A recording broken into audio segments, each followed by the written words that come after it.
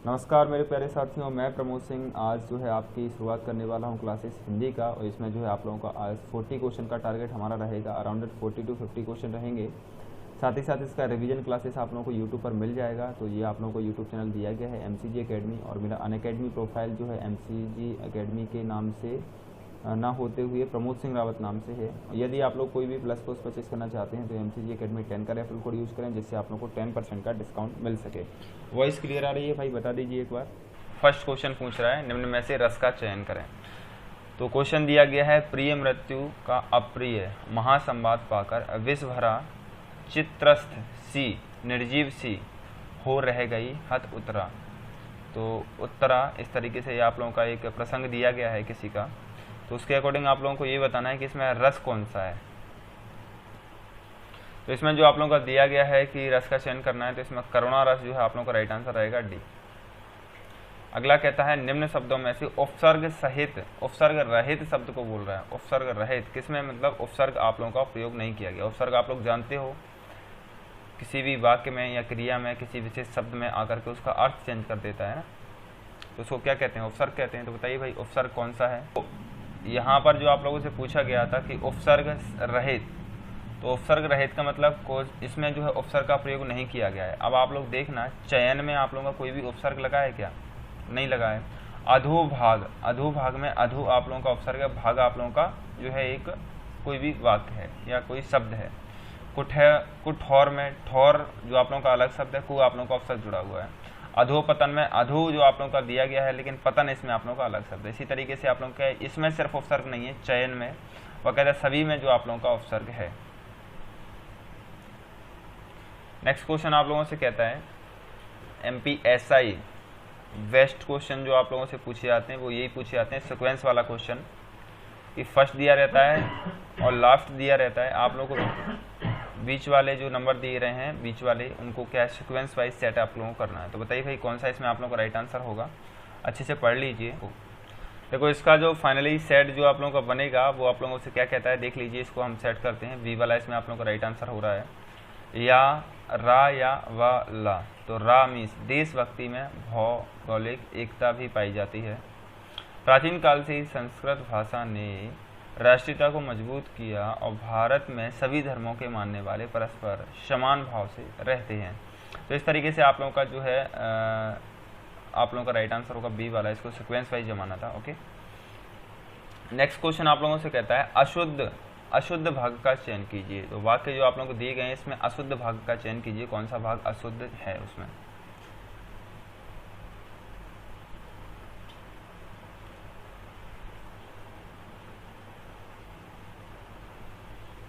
इसको एक्सप्लेन सुनिए। ये आप लोगों का बोल रहा है कि अशुद्ध भाग का चयन करना है। तो इसमें अयोध्या, तो ये आप लोगों का अध्यक्षा महोदय, आज़ादी के 60 वर्ष तक। तो अध्यक्षा नहीं होता, अध्यक्ष महोदय होता है। यदि लड़की होती है तो अध्यक्षा नहीं हो जाता, वो अध्यक्ष ही रहता है, लेकिन गर्ल्स के लिए महोदया हो जाता है। ठीक है, तो ये क्या है कि गर्ल्स को डिनोट करने के लिए इन्होंने अध्यक्ष को अध्यक्षा कर दिया। ऐसा नहीं होता है, वो महोदय का महोदया हो जाता है। ये यहाँ पर गलती है। ओके, अगला क्वेश्चन आपसे कहता है, मुहावरे को पूर्ण करना है। तुमने इतनी सी बात को लेकर तिल, और फिर उसके बाद खालिस्तान आपको दिया गया है, तो उसको कंप्लीट करो। देखो तुमने इतनी सी बात को लेकर तिल का तार राई का पहाड़ बना दिया। तो सी वाला इसमें राइट आंसर होगा। इसमें क्या है, छोटी सी बात को बड़ा बनाना, वो आप लोगों से कहता है तिल का ताड़ बना देना। ठीक है, कौन सा अलंकार है, जलता है यह जीवन पतंगा। जलता है जीवन पतंगा में कौन सा अलंकार दिया गया है, बताइए। तो कौन सा अलंकार इसमें है, जलता है यह जीवन पतंगा। इसमें रूपक अलंकार है। रूपक मतलब रूप को प्रदर्शित करता है। जलता है जीवन पतंगा, तो जीवन को प्रदर्शित करने के बारे में यहाँ पर जो है डिस्कशन किया गया है। अगला क्वेश्चन कहता है, अशुद्ध वाक्य का चयन कीजिए। तो बताइए कौन सा वाक्य जो है आप लोगों का इसमें अशुद्ध है। देखो अशुद्ध वाक्य जो आप लोगों का दिया गया था, मैंने तेरे को तो कहा तो था, कहा तो था। तो मैंने तेरे को कहा तो था, ये हम लोग क्षेत्रीय भाषा में बोल लेते हैं। जब मैंने तेरे को कहा या तेरे से, देखो को यदि वो क्षेत्रीय भाषा भी है फिर भी हम उसको गलत नहीं कर रहे हैं। यहाँ पर इसको लेना है तेरे को कहा था। यहाँ पर को जो शब्द है वो डोनेशन नहीं दे रहा है, से जो होता है, से शब्द और को शब्द में थोड़ा सा अंतर रहता है। से जो रहता है दूसरे से कहने के लिए लगाते हैं, मीन्स किसी बात को दूसरे तक एक्सप्लेन करने के लिए से का प्रयोग करते हैं। को लाइक एज पर्सनली मैसेंजर का काम करता है। हाँ, मैंने तुमको कहा तो था, या मैंने तेरे से, माना कि यदि क्षेत्रीय देहाती लैंग्वेज बोल रहा है तो इसको हम तेरे से कहा तो था भी मैनेज कर सकते हैं। ओके, अगला क्वेश्चन क्या कहता है, आश्रम का पर्यायवाची शब्द होगा। भाई आश्रम का पर्यायवाची शब्द क्या होगा? आश्रम में आप लोग भी रुके होंगे काफ़ी सारे लोग, है ना, तो आश्रम का पर्यायवाची आप लोगों को बताना है तो आसानी से बता देंगे। आश्रम जो आप लोगों का रहता है उसका पर्यायवाची होगा संघ।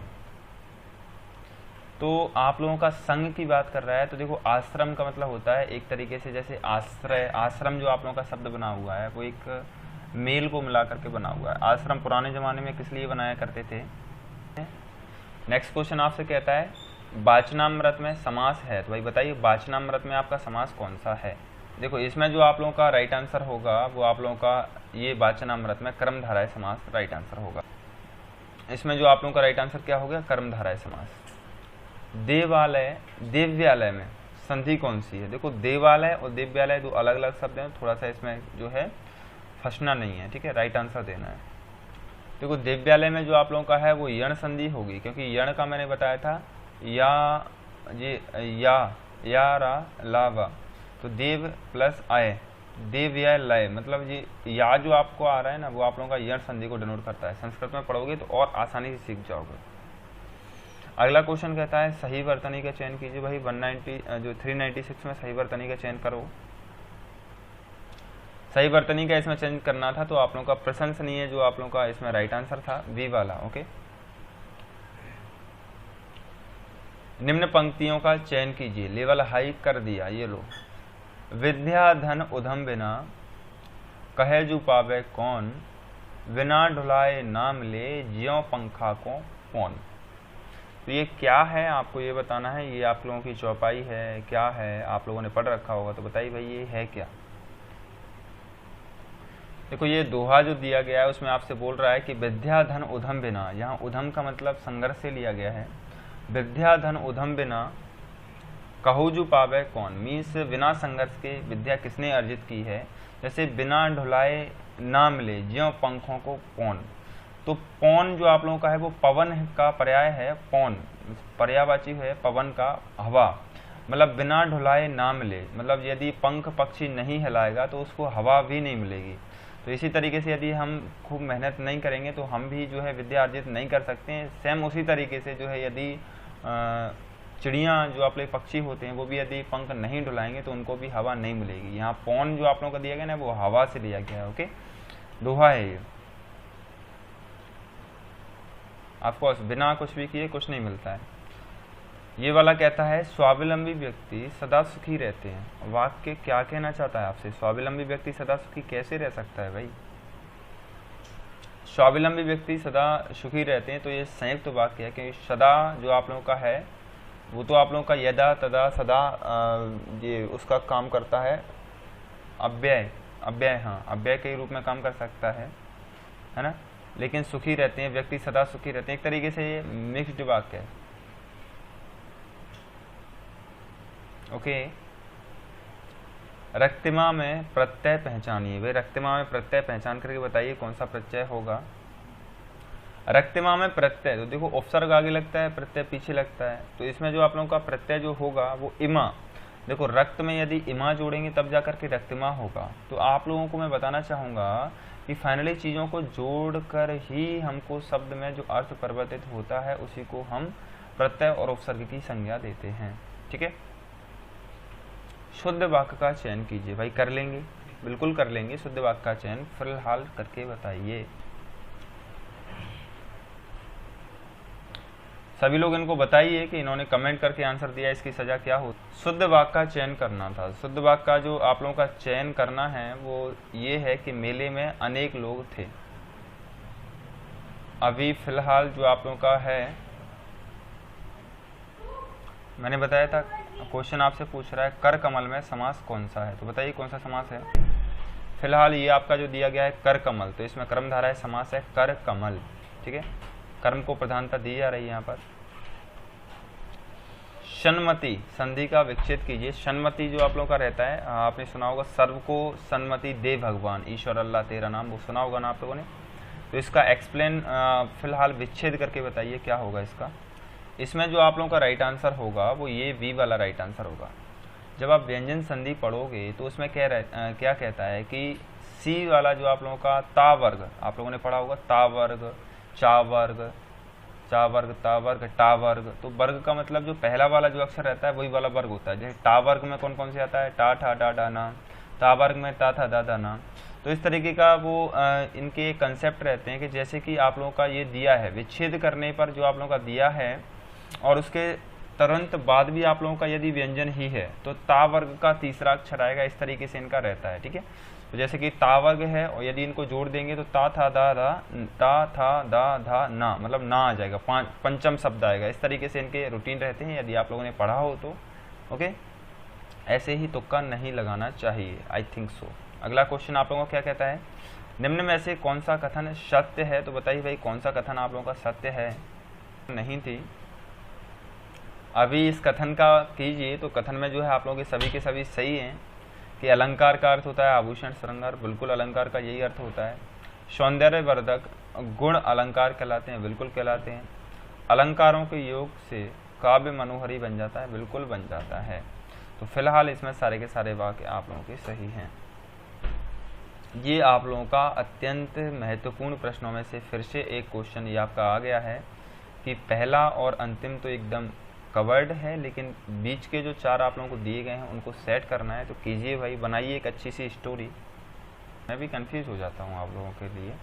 वी वाला राइट आंसर है इसमें आप लोगों का। मानव जीवन में उत्तरदायित्व का विशेष स्थान है। अवगुणों को दूर करने के लिए एवं जीवन में सफलता प्राप्त करने के लिए उत्तरदायित्व का ज्ञान होना अति आवश्यक है। उत्तरदायित्व आ जाने पर मनुष्य बुद्धिमान हो जाता है, ऐसा प्रकृति का मानना है। तो इसी के साथ हमको बी वाले के साथ जाना चाहिए था। वह अपराधी था इसीलिए उसे सजा मिली। ठीक है भाई, मिल गई। अभी हमको तो ये बताना है कि कौन सा इसमें सेंटेंस है। देखो, वह अपराधी था इसीलिए उसे सजा मिली, तो ये जो आप लोगों का है वो संयुक्त वाक्य है। हाँ, यही है परेशानी। तो संयुक्त वाक्य और मिश्र वाक्य में जरा सा अंतर होता है। संयुक्त और मिश्र में ये अंतर होता है, मिश्र में कितने ही वाक्यों को सीधा सीधा जोड़ दिया जाता है। संयुक्त में उसी वाक्य में उसी की बात को आगे बढ़ाने के लिए बिना किसी जोड़ने वाली, जैसे उसमें हम कहते हैं इंग्लिश में आप लोग के रहते हैं एंड से जोड़ा जाता है और से जोड़ा, ऐसे हिंदी में भी जोड़ा जाता है। तो बिना किसी जोड़ने वाले शब्द से मात्र कॉमा बस मात्र से आपने उसको जोड़ दिया, तो इसमें संयुक्त वाक्य कहते हैं। ओके, अगला क्वेश्चन, तत्सम शब्द का चयन कीजिए। भाई कीजिए तत्सम शब्द का चयन। फिलहाल तत्सम शब्द का चयन ये इसमें आप लोगों को करना था, तो ये पत्र इसमें आप लोगों का राइट आंसर होगा। ओके, लघुत्ता में प्रत्यय बताइए भाई, प्रत्यय लघुत्ता में कौन सा दिया गया है, प्रत्यय कौन सा है, लघुत्ता में कौन सा प्रत्यय है। देखो, लघुत्ता में प्रत्यय पहचानिए। लघुत्ता में प्रत्यय जो आप लोगों का है वो ता है। ठीक है, ता है। अगला क्वेश्चन क्या कहेगा,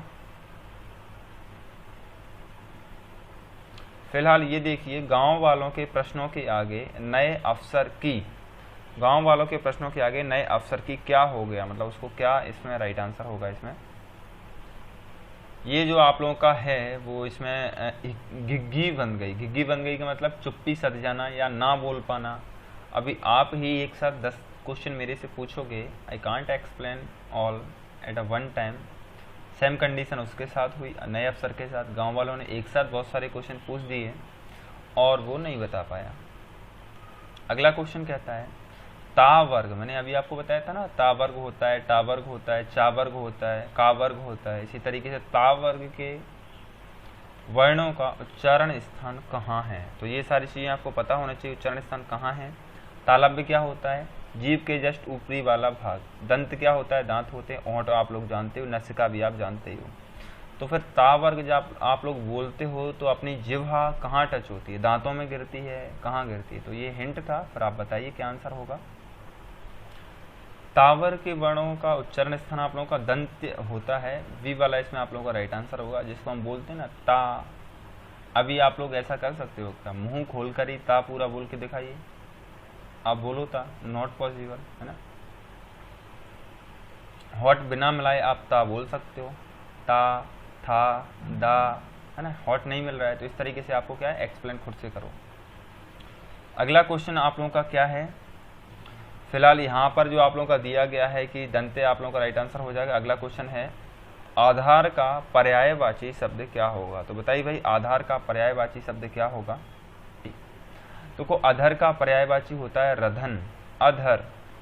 अधर एक आप लोगों का शब्द होता है आधार। बबीता आज कॉल नहीं आया, आपका कॉल आना था। अधर का जो है आप लोगों का रधन राइट आंसर होगा, जैसा कि सूत्रों के मुताबिक पता चला है कि आप लोगों का लिप्स मीन्स ओष्ठ या होंठ जिनको कहते हैं वो आप लोगों का रहता है। ओके, रधन होंठों को कहते हैं, ओष्ठ। क्वेश्चन आप लोगों का बहुत ही अच्छा है, इसको मुझे अच्छे से पढ़ना पड़ेगा बिल्कुल सम्मान के साथ। श्री गुरु चरण सरोज रज निज मनु मुकुर सुधार बरनो रघुवर बिमल जस जो दायक फल चार। तो ये आप लोग कोई भी गलत नहीं करोगे, क्योंकि इसको हम असमय कभी भी बोलते रहते हैं, तो गलत ना करते हुए इसका आंसर दीजिए। फिलहाल ये वाला जो आप लोगों का था दोहा था, इसको आप लोगों को गलत नहीं करना है, वो आगे से ध्यान रखना है। अगला क्वेश्चन आपसे कहता है निम्न में से बर्तनी का चयन कीजिए, तो कौन सी बर्तनी आप लोगों का सही होगा उसका चयन करके बताइएगा करना है। तो इसमें जो आप लोगों का राइट आंसर होगा मिठाई आप लोगों का राइट आंसर होगा, सही बर्तनी चुनना था। अशुद्ध भाग का चयन कीजिए, तो इसका अशुद्ध भाग कौन सा है बता दीजिए भाई, इसका अशुद्ध भाग कौन सा है। 415 का जो आप लोगों का राइट आंसर होगा ए वाला, इसमें आप लोगों का राइट आंसर होगा। ओके, अगला क्वेश्चन आप लोगों का है रति नामक स्थायी भाव किस रस में पाया जाता है। तो भाई रति नामक स्थायी भाव आप लोगों का किस रस में पाया जाता है बताइए। इसमें जो आप लोगों का राइट आंसर होगा श्रृंगार रस का स्थायी भाव होता है रति। ओके, उपसर्ग रहित शब्द कौन सा है बताइए भाई, उपसर्ग रहित शब्द कौन सा है। देखो उपसर्ग रहित शब्द, तो प्रथमा जो आप लोगों का है उपसर्ग रहित शब्द है। इनमें कहीं ना कहीं इसमें आ उपसर्ग लगा है, इसमें भी आ लगा है, इसमें अन लगा है, अनादिकार में अन आप लोगों का उपसर्ग लगा हुआ है। ठीक है, इमा प्रत्यय रहित शब्द, इमा प्रत्यय रहित, रहित बताइए कौन सा है। इसमें तो सभी में आपका प्रत्यय है, तो इसमें प्रत्यय रहित नहीं हो सकता, मुझे तो नहीं लग रहा है कोई सा भी। अगला क्वेश्चन की ओर चलते हैं। मुहावरों में से किसका अर्थ लज्जित ना होना है, कौन से मुहावरे का अर्थ है लज्जित ना होना बताइए।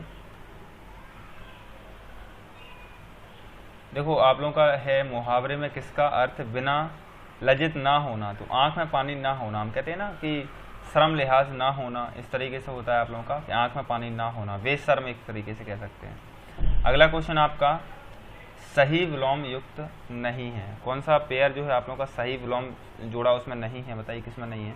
ये पूछ रहा था सही विलोम युग में नहीं है, तो इसमें डी वाला आप लोगों का राइट आंसर होगा, क्योंकि रोगी का निरोगी होता है, अरोगी नहीं होता है। ठीक है, रोगी का निरोगी होता है, अरोगी नहीं होता है। यहाँ निरोगी होता तो पेयर आप लोगों का सही होता, लेकिन फिलहाल आप लोगों का ये पेयर गलत है। ओके, और आज का अंतिम क्वेश्चन आप लोगों के समक्ष ये रहा। क्या कहता है क्वेश्चन आप लोगों से, आशा से बहुत अधिक क्या कहलाता है, आशा से बहुत अधिक क्या कहलाता है। तो बताइए भाई क्या कहलाता है आशा से बहुत